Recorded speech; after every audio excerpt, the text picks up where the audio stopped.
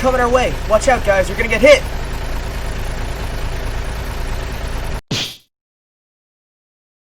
Oi. Yodo.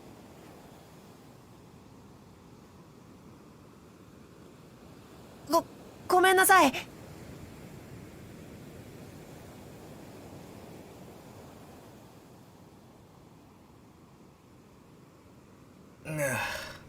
あ。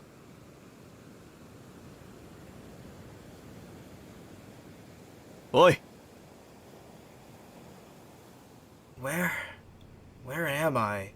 Is this a beach?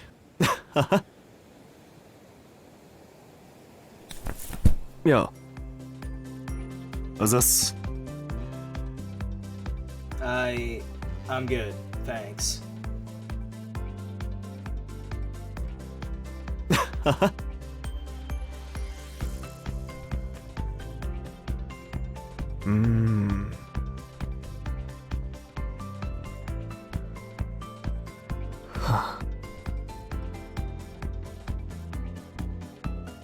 Huh?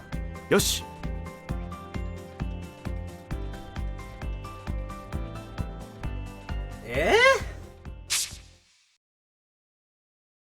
A3, Amphetamine Addict Associated is a 2017 visual novel card collector by Library Entertainment, available on... Whoa, whoa, whoa. What kind of garbage is this? Another video on A3? Wow, what a damn sellout. What's next? Another video on Osu too? Hey, this one's gonna be different. It's gonna be funnier, it's gonna have more information, and it's also gonna get me a girlfriend. No girl's gonna think you're straight, you A3 simp. God. I tell you to get off your ass and do something with your life, and this is what you do? You fucking useless sack of shit. I regret every damn moment I've ever spent with you, and I hope your channel gets the shit roasted out of it. Jokes aside, I felt that the last video I did on A3 didn't do enough justice on how events worked and only skimmed through the bare minimum, which is why this time I'm going to be focusing exclusively on team building, events, and finally some personal tips and tricks for events that'll come in handy. First off, though I mentioned this in my last video, cards have different rarities going all the way from N all the way to SSR. Now, while it might seem like common sense to use SSRs over anything else, since they have the highest level caps and also stats, this isn't always necessarily the case. See, on top of the 3 attributes, each card also has 5 components, and these factor in pretty heavily into the value of a card within a team. First up is Affection, which either has 1 heart, 2 hearts, or 3 hearts depending on the rarity of the card. Affection carries over across card copies regardless of card blooming, meaning that the affection of a card is consistent across duplicate copies and doesn't need to be filled twice. Each heart corresponds to a single backstage story, which upon reading one will grant you 1 gem. In order to fill each of these hearts, you're going to need a total of 100 affection points, which you can get by doing practices with that card on the team. While backstages don't grant any stat boosts, the gems that you get from doing these do end up accumulating, making gacha pulls easier, especially if ranking up for gems is harder. Next up is Blooms. Blooms can be done by having 2 of the exact same card and will increase the max level cap by 10, and can be done up to a total of 2 times. As an important note though, getting a full bloom card does not require 2 copies of a single bloomed card. An unbloomed card is treated the exact same as a single bloomed card, so a max bloom only needs 3 identical copies of a card, not 4. For SSRs, you might notice that the card is dark with a lock on it. In order to use SSRs for bloom material, you have to unlock it by holding on their icon in the bloom screen and then tapping on the top right where the lock is. Another thing, when using a card to bloom, the selected card will not change, except for the level cap during a bloom. The card that gets used as bloom material is essentially just an item. It doesn't carry over anything, including previous blooms. This means that if you had a max level card that had a bloom on it as bloom material for an unbloomed level 1 card, the end result would be a level 1 card with 1 bloom on it, which means that you have to be careful with which card is bloomed and which one is used as material. Next up is Training. Training will use up training items, but training items will also vary with the character that you have, both by rarity and by the troupe that the character belongs to. SSRs and SRs will use the much harder to get gold trophies to train, while Rs and Ns will only use silver trophies, which are much more common. In addition, Spring Troop cards will have to use spring training items, Summer Troop cards will have to use summer training items, and the same goes for Autumn and Winter cards. Now, onto attributes. Each card has a main attribute, which is the one that's displayed on the card. It also has stats for the other 2 attributes, one being higher than the other. Second highest attributes are still relatively high, making it a plausible option to use them for off-attribute teams, but weakest attribute cards should usually never be used on teams, since SR or even R cards that are on attribute easily trump over the weakest attribute. The next component is the lead skill, which can be increased up to a max level of 10 for each card. In order to level up the lead skill, you have to use cards that are R or higher as 1-1 material. Lead skills provide large buffs for the main attribute in a team. However, since lead skills only activate for the team leader, it's crucial to focus on leveling up the leader's lead skill, especially since it can be tedious to max out. Not to be confused with lead skills though are Adlib skills. These skills usually aren't relevant for most situations, only ever being used in one type of event, but are essentially lead skills that only have a chance of activating rather than being constant with your team. Adlib skills range from level 1 to level 4, and instead of being leveled up individually like the lead skill, the Adlib skill levels up with the amount of training that you've done, meaning that a card that's trained 3 times also has a level 4 Adlib skill. The higher the Adlib skill, the higher the probability of it activating, but the increased amount varies with the card. However, generally speaking, Adlib skills that give large boosts have a smaller chance of activating, while small boosts activate more frequently. Now that we've gone over cards, let's talk team building and team building strategy. Here, we can edit the teams that we use during shows, which are the most important teams during events. You have a total of 6 team slots, 3 of which are your main attribute teams. These teams are represented by yellow, red, and blue backgrounds, which each correspond to a respective attribute. The other 3 slots can be used for whatever you want, but the main teams are what you default to during shows, and the leader for these teams are what appear as support cards to other players. While the other 3 teams can have whatever leaders you want regardless of attribute, the main comedy team must have a comedy card as a leader, the main action team must have an action card as a leader, and the same applies for the main drama team. Otherwise though, your non-leader cards can be whatever attribute you want regardless of the team. Now in other games, you can usually just get away with mashing together a bunch of your strongest cards for the highest stats, but that's not the case when it comes to A3. A3 has link skills that boost your team's power, and they play an important role in team building, almost doubling your team's power if used correctly. For each attribute, there's link skills that give a % boost for that particular attribute. For example, a comedy link skill will only boost comedy, while an action link skill will only boost action. For each link skill, the total boost is also different depending on the amount of characters that are in the skill.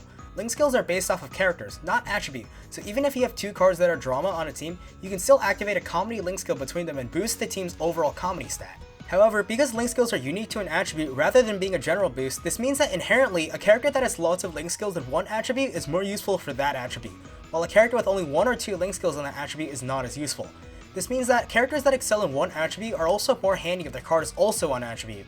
Link skills aren't listed anywhere in the game, so in order to build your team effectively, it's usually handy to have a link skill chart online so you have a good gauge of what's the best option for your team.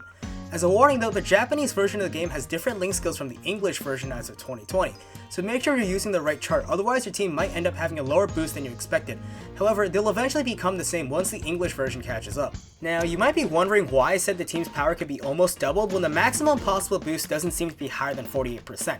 Since some characters overlap across several link skills in an attribute, you can still manage to pull off several link skills without exceeding the maximum number of cards in a team. In addition, your team has technically 6 cards, with the last one being a guest support. Supports work just like any other card in your team, which means that they can be used for link skills. Planning your team around the support means that you can accommodate for more link skills than with only 5 cards. Unfortunately, you can't view the support in your team's tab, meaning that the only way that you can view the actual power of your team is during a show, after you select the support.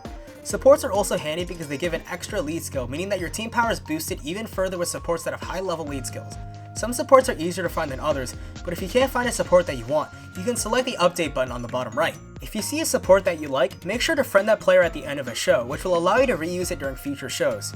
Setting your leader as a good card is also important in this case, since nobody wants to waste their friend slots on someone with trash supports. With team building out of the way, it's time to start with events. For each event, there's always going to be an event gacha, which has limited cards that are several times stronger during the event. These gachas will always have at least 1 card for each attribute.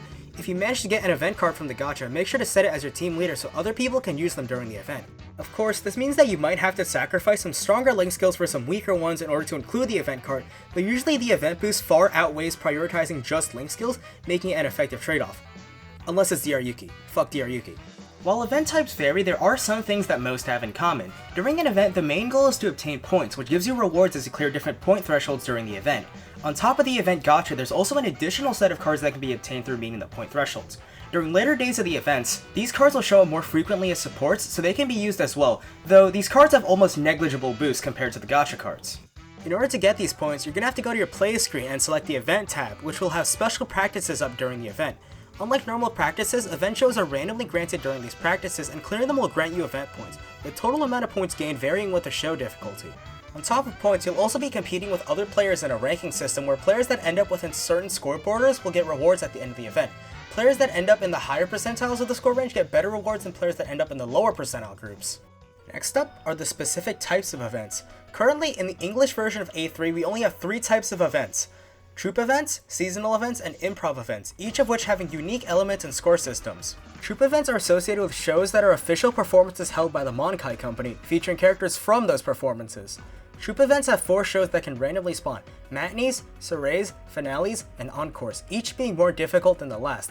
As you clear these shows, the level will increase, meaning that you'll get more points for them, but they also become harder to clear successfully. Encores don't spawn during practice like the other ones, they only spawn after finishing one of the other 3 shows, meaning that you'll have to save SP during a show in case an encore pops up, since these give the most points. If you don't have enough SP though, you can also use Kame Buns, Kame Boxes, or Gems to refill. Because the shows and Troupe Events are official performances, you also have access to the theater option. Watching the theater for the event show will grant you 500 event points, but if you use characters from that performance as cast members, you can get up to 1,500 points. After the event ends, shows from Troupe Events will be added to the main practice menu and will be treated the exact same as normal practices from then on, with no added bonuses. Seasonal events work the exact same as Troupe Events, but they are professional performances put on by the Monkai Company.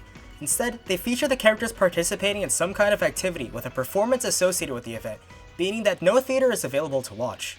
The other key difference is that seasonal event points are scaled much lower than Troupe Event points and usually only accumulate around 10,000 points at the end of the event compared to the usual million points for other events. However, reward point thresholds are also scaled down in order to accommodate. Currently, the newest type of event in the English version is the Improv Event. Improv events are unique because instead of having a ranking system like most other events, it relies on luck.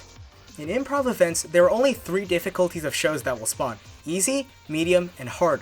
Rather than being randomized, only 1 difficulty will spawn based on the practice you choose. The 20 LP practice grants easy shows, the 25 LP practice grants medium shows, and the 30 LP practice grants hard shows. An Improv Event is the only type of event show where lead skills don't factor into team power, utilizing Adlib skills in place of them, meaning that even if your base team power is insufficient to pass a show, there's a chance that the Adlib skill will activate and allow you to pass the show. In addition, the improv shows also have a low and a high pass threshold. Clearing the low one will only grant you a set number of points, but if you can manage to clear the high one, you'll get a 1.4 multiplier on the score. Depending on how close you are to the high threshold, this 1.4 multiplier can also be a 1.1, 1.2, or 1.3 multiplier. In place of ranking, Improv Events have a lottery system called the Kame Gacha.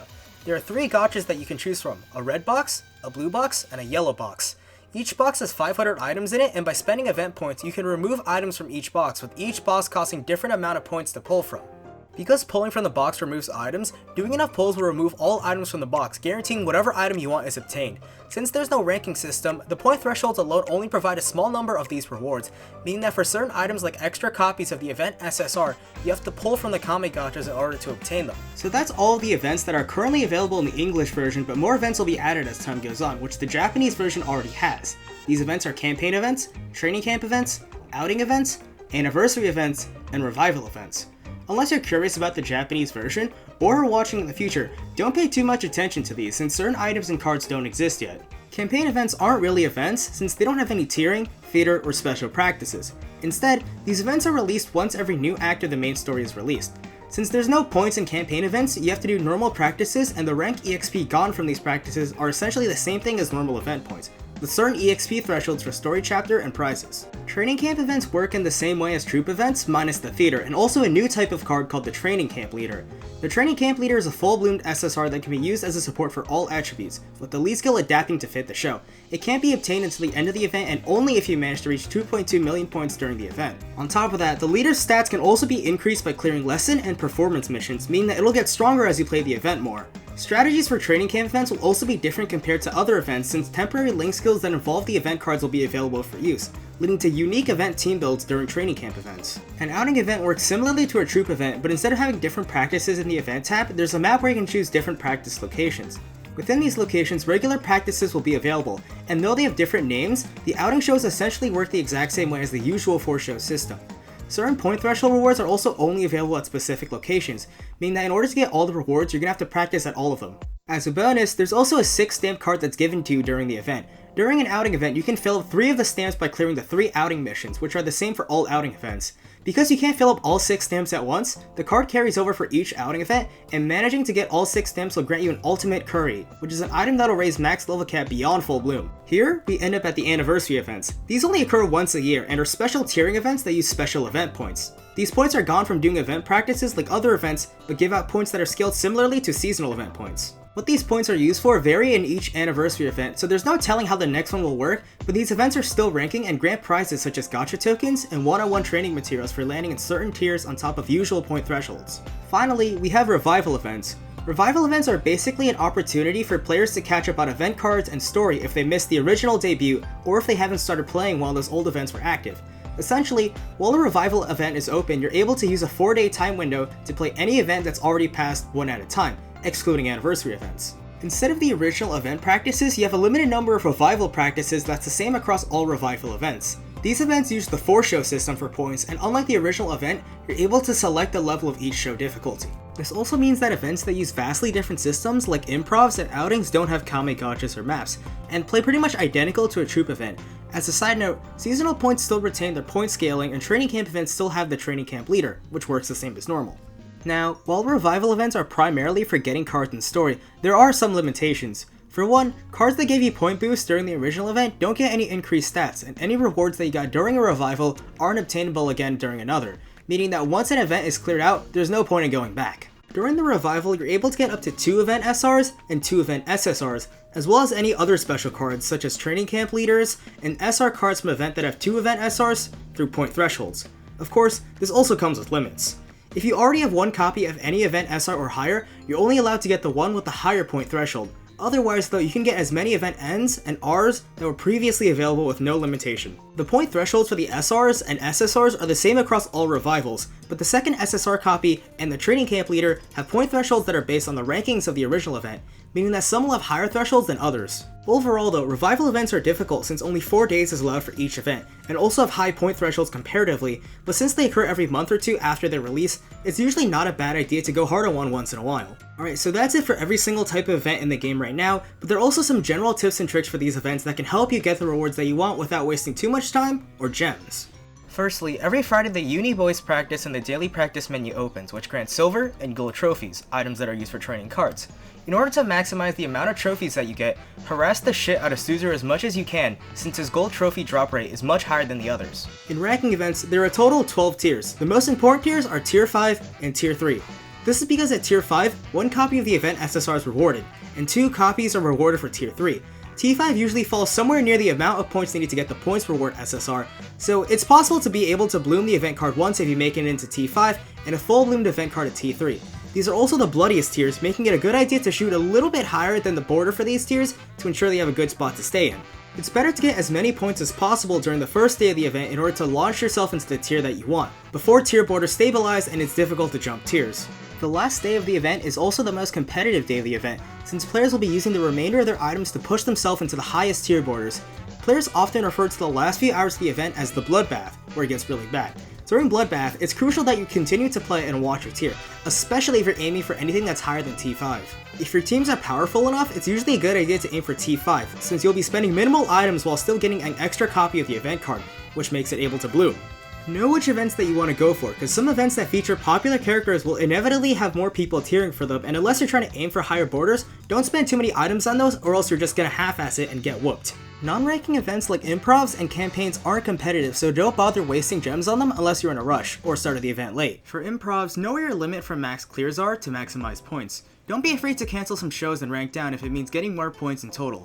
Also, once you get the item you want from a Kame Gacha, move on to the next box and only go back once you have extra points and also all the items that you already wanted. For training camps, it's ideal to get up to 2.2 million points for the free full-bloomed SSR training camp leader, so it might be inevitable to spend at least a few gems. Since lots of players will also be aiming for the training camp leader, T5 borders are usually pretty high for training camp events, meaning that training camps will usually deplete a crap ton of gems from your account. Try to participate in as many events as you can, even if you're not trying to tier, since they can grant tons of gems, training items, coaches, and other abundant goodies that can be helpful during events that you do choose to go hard on. Just for fun, go ahead and check the leaderboards on tiering events from time to time, since the top players will usually just be memeing around with each other and do dumb shit with their descriptions. Of course, the last tip I have for everyone is to just have fun. It's just a game, so don't stress out too much. Unless it's an Itaru event.